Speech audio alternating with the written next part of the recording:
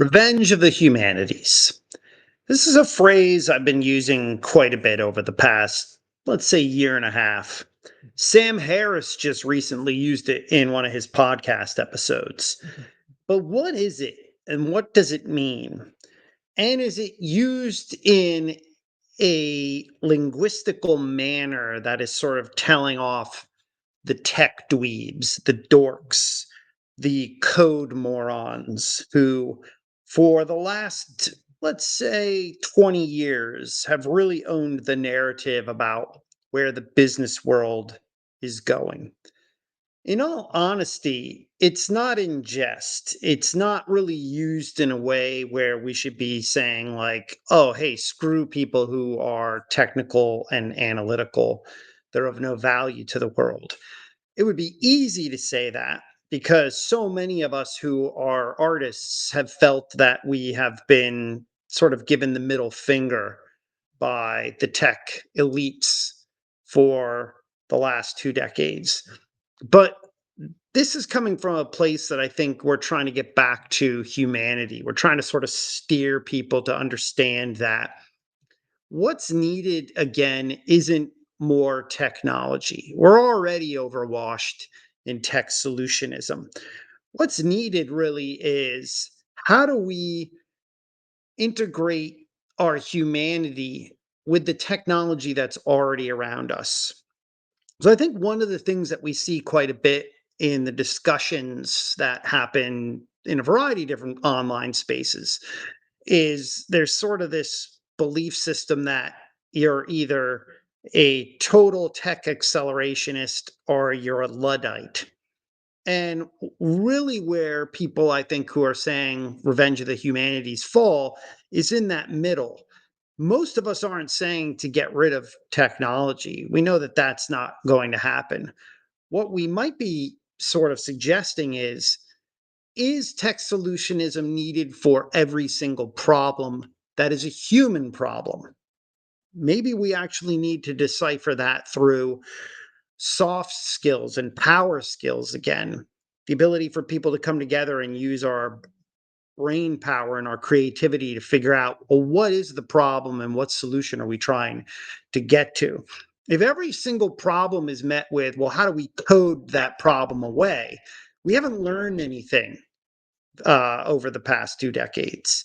At the same time, if we say, let's just sort of remove ourselves from all this technology and go live out in the middle of nowhere, we also haven't learned anything. We really need to understand how we are going to prosper being around technology. That isn't going to go away, but we actually should adopt more of a post digital mindset. How do we live amongst technology? How do we make it work for us, not work against us? And how do we, if I must use this term, regulate it so that we can actually make it become more of a true tool and not so much something that is used as a weapon. There's a very big distinction between tools and weapons.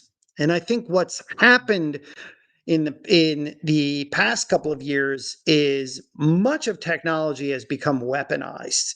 And the language used by many in the tech elite is, oh, it's just a tool. Well, is it? Because that's not really how many people are perceiving it.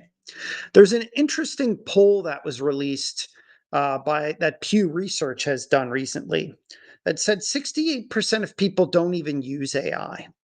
So this shows once again that many who work in technology are in a bubble. They live in geographical bubbles that are either in New York City or San Francisco. They live in intellectual bubbles where they only live in spaces like, let's say, Twitter, that they're only hearing certain people talk. We need to get back to this world again, this revenge of the humanities, where we basically are looking for um, a need for understanding the more complex world around us. You're not going to learn things if you just isolate yourself. A university setting is really supposed to be about opening you up to lots of different ideas. And yet, we're not in any of those settings. We've isolated ourselves physically, we've isolated ourselves digitally, we've isolated ourselves even spiritually. I meet too many people now who worship AI like it's a false prophet.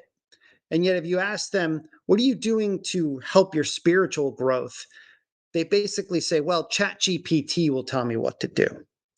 There's something sort of weird and backwards about that. But I digress. Where the future is going is really a lot like the past. And this is something that humans have a hard time really learning time and time again. We have a tendency of just saying, well, the future is going to be different, but we make the same missteps. We need a new social contract. We need a neo New Deal. We need to make humans feel that they're human again. We don't need weaponization. We don't need people to feel like they are going to be isolated. And we don't need a small elite telling everyone else how they need to live their life and that they need to catch up or they'll be left out to pasture forever. That is isolating. That is exclusive, and that is very reactionary. If there's anything that we can learn as humanities majors, it's that history is important.